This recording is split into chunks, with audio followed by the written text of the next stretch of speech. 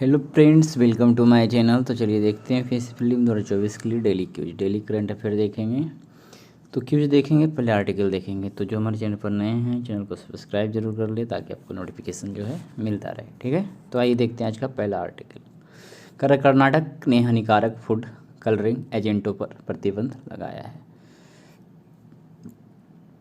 तो देखते हैं, हाल ही में कर्नाटक सरकार ने कॉटन कैंडी और गोभी मंचूरियन जैसे लोकप्रिय खाद्य पदार्थों में हानिकारक कलरिंग एजेंट के उपयोग पर प्रतिबंध लगाने की घोषणा की है।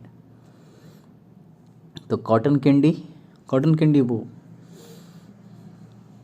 आपको पता है, गोभी मंचूरियन, ठीक है। करा है प्रतिबंध कॉटन कैंडी में रोडामाइन बी को लक्षित करता है और गोभी मंचूरियन में टाटा जिन के उपयोग पर प्रतिबंध लगाता है।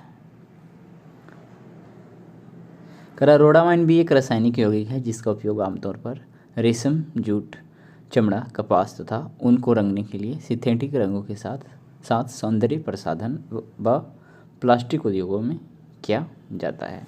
ठीक है, तो ये हो गया आपको कॉटन कैंडी में मिलाया जाने वाला कलर। आगे है कि टाटा जीन एक चमकीला पीला एजोडाई है जो अधिक स्थिर है और साथ ही प्राकृतिक खाद्य रंगों का एक सस्ता विकल्प भी है।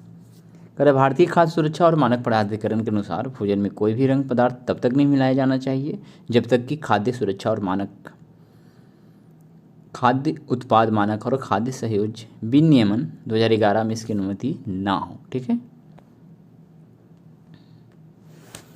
कनेक्टोम मानव मस्तिष्क अरबों न्यूरॉन से मिलकर हमारे अस्तित्व एवं अनुभूति के लिए महत्वपूर्ण है, जो एक जटिल नेटवर्क बनाता है। इस जटिल नेटवर्क को समझने की प्रक्रिया जिसे कनेक्टोम के नाम से जाना जाता है, जो मस्तिष्क की कार्यप्रणाली एवं तंत्रिका संबंधी विकारों में गहन अंतर्दृष्टि प्रदान करता है। कनेक्टोम अवधारणा तंत्रिका के संदर्भ में एक व्यापक मानचित्र का प्रतिनिधित्व करती है, जो न्यूरॉन्स के बीच आदान प्रदान किए गए विद्युत एवं रासायनिक संकेतों को दर्शाने वाले ब्लूप्रिंट के समान है।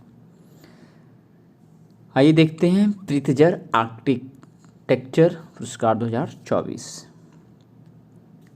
हाल ही में जापानी वास्तुकार रिकेन यामामोटो को प्रतिष्ठित प्रित्जर आर्किटेक्चर पुरस्कार का विजेता घोषित किया गया है, जिसे अक्सर आर्किटेक्चर नोबेल कहा जाता है। यह पुरस्कार इस क्षेत्र का सर्वोच्च अंतर्राष्ट्रीय सम्मान है। यामामोटो जापान के 9वें पुरस्कार विजेता हैं। इस पुरस्कार की स्थापना वर्ष 1979 में जे प्रित्जर और उनकी पत्नी सिंडी द्वारा जीवित वास्तुकारों को सम्मानित करने के लिए की गई थी, जिनका काम प्रतिभा, दृष्टि तथा मानवता एवं निर्मित पर्यावरण के प्रति प्रतिबद्धता को प्रदर्शित करता है। थोड़ा और देखते हैं। रिकेन यामामोटो की वास्तुशिल्प दृष्टि वास्तुकला के दृश्य और मूर्त पहलुओं पर ध्यान देने के साथ परिवार तथा समुदाय को प्राथमिकता देती है। यामामोटो के डिजाइन में अक्सर संबंधपरक जीवन और प्राकृतिक परिदृश्यों को संरक्षित करने जैसे नवीन अवधारणाएं शामिल होती हैं, जैसा कि हाटा कुबो हाउसिंग तथा योकोसुका म्यूजियम आर्ट ऑफ जैसी परियोजनाओं में देखा गया है। बालकृष्णा दोषी प्रित्जर पुरस्कार 2018 जीतने वाले पहले भारतीय वास्तुकार हैं। उनका प्रसिद्ध कार्य इंदौर शहर में स्थित अर्निया लॉ कास्ट हाउसिंग कम्प्लेक्स है। परिसर एक समुदाय को आंगनों और रास्तों के नेटवर्क द्वारा एक साथ जुड़ी इमारतों के समूह के माध्यम से जोड़ता है। आगे है national speed breeding crop facility. हाल ही में केंद्रीय विज्ञान और प्रौद्योगिकी मंत्री ने राष्ट्रीय कृषि खाद्य जैव प्रौद्योगिकी संस्थान मोहाली में अपनी तरह की पहली national speed breeding crop facility DBT speedy seeds का उद्घाटन किया है। इस सुविधा का उपयोग प्रतिवर्ष एक फसल की 4 से अधिक पीढ़ियों को प्राप्त करने के लिए सटीक नियंत्रित वातावरण का उपयोग करके गेहूं, चावल, सोयाबीन, मटर, टमाटर इत्यादि जैसी नई किस्मों को विकसित करने के लिए किया जाएगा। ठीक है।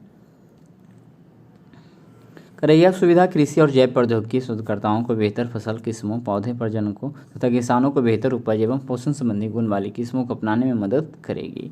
यह सुविधा भारत के सभी राज्यों की जरूरतों को पूरा करेगी, लेकिन यह विशेष रूप से उत्तर भारतीय राज्यों जैसे पंजाब, हिमाचल प्रदेश, हरियाणा और केंद्र शासित प्रदेश जम्मू कश्मीर के लिए उपयोगी होगी।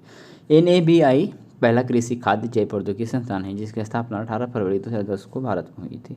NABI NABI ने अटल जय अनुसंधान, बायोटेक मिशन, पोषण अभियान और जम्मू कश्मीर, लद्दाख, हिमाचल प्रदेश, पंजाब, हरियाणा आदि के लिए बायोटेक किसान हब में महत्वपूर्ण योगदान दिया है। हैती, हाल ही में हैती के प्रधानमंत्री एरियल हेनरी ने एक संक्रमणकालीन राष्ट्रपति परिषद बनाने के बाद इस्तीफा देने की अपनी मंशा व्यक्त की है। परिचय है, यह कैरिबियन सागर तथा उत्तरी अटलांटिक महासागर के बीच स्थित है। तो हैती क्या है, कैरिबियन सागर तथा उत्तरी अटलांटिक महासागर के बीच स्थित है। करैया हिस्पानियोला द्वीप के पश्चिम एक तिहाई हिस्से को आच्छादित करता है और पूर्वी हिस्से में डोमिनिकन गणराज्य के साथ सीमा साझा करता है। हैती पश्चिम में जमैका और उत्तर पश्चिम में क्यूबा से भी घिरा हुआ है। आधिकारिक भाषाएं इसकी क्या है, तो फ्रेंच, हैतियन और क्रियोल। पर्वत श्रृंखलाएं यहाँ की देखा जाए तो मैसिव डे ले सेले, मैसिव डू नॉर्ड, यह विश्व का पहला स्वतंत्र अश्वेत नेतृत्व वाला गणतंत्र है। ठीक है। हैती राष्ट्र लगभग 2 शताब्दियों तक स्पेनिश औपनिवेशिक शासन एवं 1 शताब्दी से अधिक फ्रांसीसी शासन में भी रहा था। तो इसका इतिहास हो गया शॉर्टकट में। हिंद महासागर में कोरल सुपर हाईवे की खोज। संदर्भ, हाल ही में ऑक्सफोर्ड विश्वविद्यालय के शोधकर्ताओं द्वारा हिंद महासागर में कोरल सुपर हाईवे की खोज की गई है। प्रमुख बिंदु क्या है, इससे इस शोध को नेचर साइंटिफिक रिपोर्ट्स में प्रकाशित किया गया है। यह अध्ययन प्रवाल भित्तियों के आनुवांशिक विश्लेषण और समुद्र विज्ञान मॉडलिंग पर आधारित है। इसमें ऑक्सफोर्ड विश्वविद्यालय के शोधकर्ताओं द्वारा आनुवांशिक विश्लेषण और समुद्र विज्ञान मॉडलिंग का उपयोग करके पहली बार समुद्री धाराओं का एक नेटवर्क प्रदर्शित किया गया है, जिसे कोरल सुपर हाईवे नाम दिया गया है। यह कोरल सुपर हाईवे हिंद महासागर में 10 लाख वर्ग किलोमीटर क्षेत्र में विस्तृत है। यह शोध 19 अलग अलग रीफ साइटों से प्राप्त मूंगा नमूनों पर किया गया है। तो कोरल को मूंगा भी बोलते हैं। इसमें पाया गया मूंगा लार्वा एक चट्टान से दूसरे चट्टानों के बीच कनेक्टिविटी स्थापित करने के लिए समुद्री धाराओं के माध्यम से प्रवाह करते हैं। थोड़ा और देखेंगे, इस शोध में पाया गया है कि मूंगा की चट्टानों के बीच कनेक्टिविटी को बेहतर ढंग से समझते हैं। मूंगा चट्टानों के आसपास संरक्षण प्रयासों को प्राथमिकता देते हैं। यह क्षेत्रीय चट्टान लचीलेपन का समर्थन करने के लिए प्रमुख लार्वा स्रोतों के रूप में कार्य करते हैं। उदाहरण है, यह लार्वा पूर्वी अफ्रीका में चट्टानों के माध्यम से आंतरिक द्वीपों के दूरस्थ अल्दाब्रा समूह और सेशल्स के भीतर केंद्रीय रूप से स्थित चट्टानों के बीच यात्रा करती है। महत्व यदि देखा जाए तो इस शोध के माध्यम से जलवायु परिवर्तन के कारण मूंगा चट्टानों में होने वाले नुकसान को कम किया जा सकता है, जैसे चट्टान के स्वास्थ्य लचीलेपन में स्थानीय और राष्ट्रीय स्तर पर सुधार करके। इस शोध से पता चलता है कि जलवायु परिवर्तन की स्थिति में रीफ रिकवरी के लिए नियमित लार्वा पूर्ति की जा सकती है। इस शोध के माध्यम से कोरल कनेक्टिविटी का पश्चिमी भारत में राष्ट्रीय और क्षेत्रीय पैमाने पर इस्तेमाल किया जा सकता है।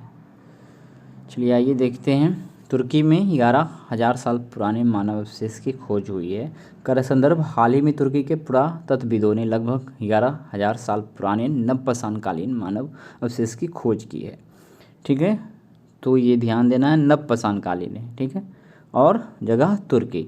इस खोज को जर्नल एक्टिविटी पत्रिका में प्रकाशित किया गया है, तो ये पत्रिका याद रखना है। इसकी खोज तुर्की के दक्षिण में बोनकुल तरला स्थल पर की गई है। आगे देख सकते हैं, मानव कंकाल के इस अवशेष को 100 से अधिक आभूषणों से सजाया गया है।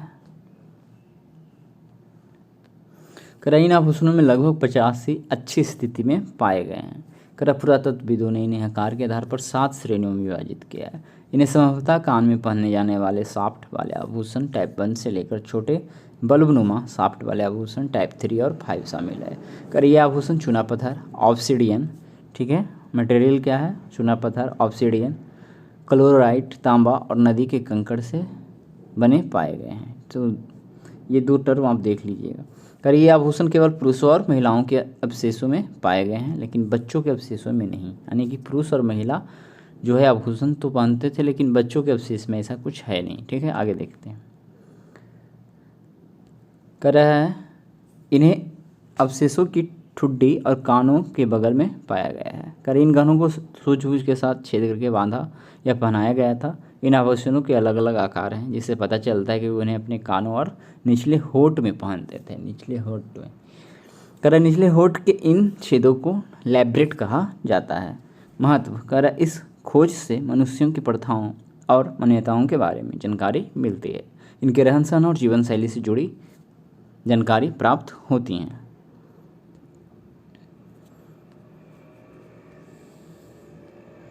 विश्व किडनी दिवस देखेंगे 14 मार्च। किडनी मानव शरीर का एक अनिवार्य हिस्सा है और उनका मुख्य कार्य रक्त से विषाक्त पदार्थों को हटाकर साफ करना होता है। आज 14 मार्च को विश्व किडनी दिवस है। यह दिवस इंटरनेशनल सोसाइटी ऑफ नेफ्रोलॉजी और international federation of kidney foundations के बीच एक संयुक्त पहल है। विश्व किडनी दिवस मनाने का उद्देश्य क्या है? तो किडनी के महत्व के बारे में जागरूकता बढ़ाना, दुनिया भर में किडनी रोग और उससे जुड़ी स्वास्थ्य समस्याओं को कम करना। थीम है कि सभी के लिए किडनी स्वास्थ्य देखभाल और इष्टतम दवा अभ्यास तक समान पहुंच को बढ़ावा देना। आगे है कि किडनी से संबंधित समस्याएं, तो मधुमेह या उच्च रक्तचाप वाले लोगों में किडनी की समस्या का खतरा सबसे अधिक होता है। आघात या दुर्घटना भी किडनी को नुकसान पहुंचा सकते हैं। किडनी की कुछ बीमारियां, दीर्घकालिक वृक्क रोग, किडनी का कैंसर। किडनी की विफलता है यह एक ऐसी स्थिति है जिसमें किडनी अपशिष्ट पदार्थ को बाहर निकालने और तरल पदार्थों को संतुलित करने की क्षमता खो देती है। किडनी में संक्रमण, तो पाइलोनेफ्राइटिस, किडनी में पथरी और पॉलीसिस्टिक किडनी रोग। कुछ और है, कह रहा है किडनी को स्वस्थ रखने के कुछ सुझाव। पानी युक्त भोजन का सेवन, नमक एवं चीनी का सीमित सेवन, पर्याप्त फाइबर सेवन, बाहर का खाना खाने से बचें। सामान्य आदत देख लेते हैं जो आपकी किडनी को नुकसान पहुंचा सकती है। दर्द निवारकों का अत्यधिक सेवन, जंक फूड और शराब का अत्यधिक सेवन, पर्याप्त मात्रा में पानी ना पीना, पर्याप्त नींद ना लेना।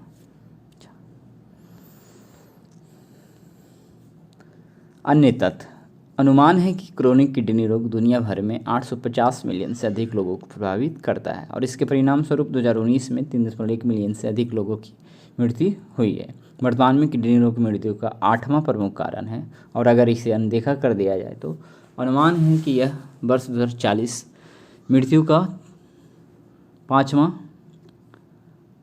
प्रमुख कारण हो सकता है। हैदराबाद मुक्ति दिवस, कह रहा है केंद्र सरकार ने प्रत्येक वर्ष 17 सितंबर को इसे मनाने की घोषणा की है। भारत को आज़ादी मिलने के 13 माह बाद हैदराबाद भारत में शामिल हुआ है। अच्छा, ये नया डेट फिक्स हुआ है, इसलिए याद रखना जरूरी है। कह रहा है हैदराबाद के निजाम मीर उस्मान अली और अपनी रियासत को भारत में नहीं मिलाना चाहते थे। कह रहा 17 सितंबर 1948 को ऑपरेशन पोलो, ये जरूर याद रखना है, के तहत इसे निजाम के शासन से स्वतंत्र कराया गया। ऑपरेशन पोलो हैदराबाद रियासत को भारत में शामिल करने के लिए भारतीय सेना द्वारा की गई एक सैनिक कार्रवाई का कोड नाम था। एक और, डिम्ड एक्सपोर्ट्स या डिम्ड निर्यातक या निर्यात। इसके तहत वस्तुओं को भारत में ही किसी ऐसे खरीदार को बेचा जा सकता है जिसके पास इन वस्तुओं के आयात के लिए लाइसेंस होता है, यानी निर्यात की गई वस्तु देश से बाहर नहीं जाती है। ऐसा वस्तु विक्रेता डिम्ड निर्यातक और खरीदार डिम्ड आयातक कहलाता है। ठीक है, आइए देखते हैं क्विज बेस्ड। निम्नलिखित कथनों पर विचार कीजिए, कितने कथन गलत है।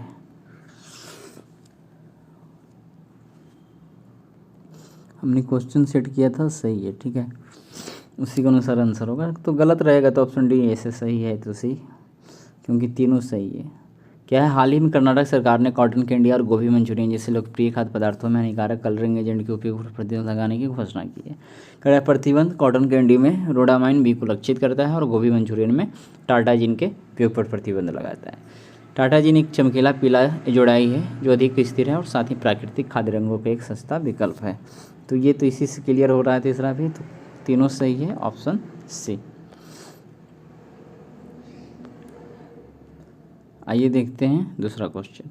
निम्नलिखित कथनों पर विचार कीजिए। हाल ही में जापानी वास्तुकार रिकेन यामामोटो को प्रतिष्ठित प्रित्जर आर्किटेक्चर पुरस्कार का विजेता घोषित किया गया, जिसे अक्सर साहित्यिक नोवेल कहा जाता है। तो पहला तो सही है, दूसरा गलत है, क्योंकि यहीं से क्लियर है, तो इस प्रकार का भी क्वेश्चन हो सकता है।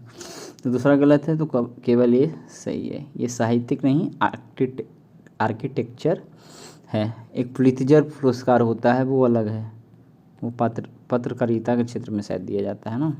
हाँ, आइए देखते हैं। हाल ही में ऑक्सफोर्ड विश्वविद्यालय के शोधकर्ताओं द्वारा किस महासागर में कोरल सुपर हाईवे की खोज की गई है? तो आंसर होगा ऑप्शन डी, हिंद महासागर। ठीक है, चलिए आगे देखते हैं। हाल ही में तुर्की में लगभग 11,000 साल पुराने नवपाषाणकालीन खोजे गए मानव अवशेष के संदर्भ में निम्नलिखित कथनों पर विचार कीजिए। तो करें इस अवशेष को 100 से अधिक आभूषणों से सजाया गया था, तो ये सही है। यह आभूषण केवल पुरुषों और महिलाओं के अवशेष में पाए गए हैं, तो ये भी सही था, बच्चों में नहीं था। करें इन आभूषणों का प्रयोग ठुड्डे और कानों में पहनने के लिए किया जाता था, तो ये भी सही है। ऑप्शन सी करेक्ट हो जाएगा। करें विश्व किडनी दिवस के संदर्भ में निम्नलिखित कथनों पर विचार कीजिए। इस बार की थीम सभी के लिए किडनी स्वास्थ्य देखभाल और इष्टतम दवा अभ्यास तक समान पहुंच को बढ़ावा है। करें मधुमेह या उच्च रक्तचाप वाले लोगों में किडनी की समस्या का खतरा सबसे कम होता है, तो सबसे अधिक होता है। करें वर्तमान में किडनी रोग की मृत्यु का 5वां प्रमुख कारण है, तो अभी फिलहाल 8वां है, तो ये भी गलत है, तो केवल एक सही है। ऑप्शन ए करेक्ट हो जाएगा। ये दो आपको बताना है कि सिप्री की रिपोर्ट के अनुसार 2019-23 के बीच दुनिया का शीर्ष हथियार आयातक देश कौन है? चीन, पाकिस्तान, भारत या ईरान? तो आंसर जो भी रहे आपको बताना है कमेंट में। करें एसबीआई ने अपने ट्रांजैक्शन बैंकिंग प्लेटफॉर्म के लिए किसके साथ साझेदारी की है? गूगल, रोजर पे, मेटा, ओरियन प्रो। तो इसमें भी आपको बताना है कि आंसर क्या होगा कमेंट में, ठीक है। तो चलिए आज भर के लिए इतना ही रहने देते हैं। वीडियो अच्छा लग रहा हो तो अधिक से अधिक शेयर कर दें और चैनल को सब्सक्राइब कर लें ताकि आपको नोटिफिकेशन जो है मिलता रहे।